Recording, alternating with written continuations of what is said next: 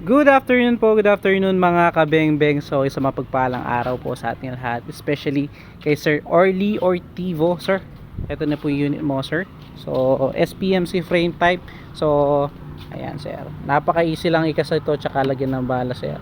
So frame type siya, so mas madali na po yung maintenance, and also ayan, napakaganda, buo na po yung receiver nya. Then ito yung ating sinasabi, sir. So madali siya lagyan ng pellet. So makikita mo na may pellet agad siya or wala. Then hindi mo mapapasok yung pellet ng baligtad. So hindi katulad ng bolt action, malayo ka mabaligtaran ng bala or pellet po, no? Then kakaksa, sir, ganyan lang siya. 2 cock po siya. First cock, second cock. Ayan. So grouping test natin, sir, naka BSA black powder 4x16x44 original silencer ng SPMC. Ayan, napakataba, napakatahimik po nito. So pakinggan nyo, no, sir. Ayan, grabe katahimik mga kabeng-beng. So subukan na po natin, grouping test natin gamit ang meteor pellets po. So ito, the moment of truth, sir Orly Sir Orly ng Caloocan City. Ayan,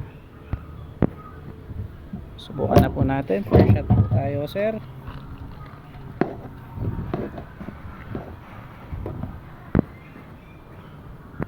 First shot po.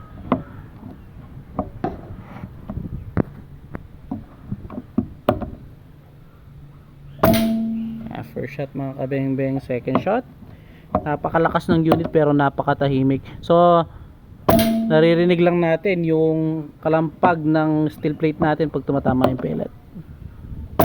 Grabe kaganda tumama, sir. Pangatlo, pang-apat, at pang-5. So yun, sir, 5 out of 5. Nakita nyo naman po, napakaganda tumama ng unit nyo. Adjust lang natin ng kaunti itong kanyang scope. Ayan.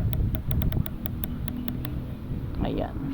So yun, sir, 0 na. So salamat po sa tiwala, Sir Orly ng Caloocan City. Ayan.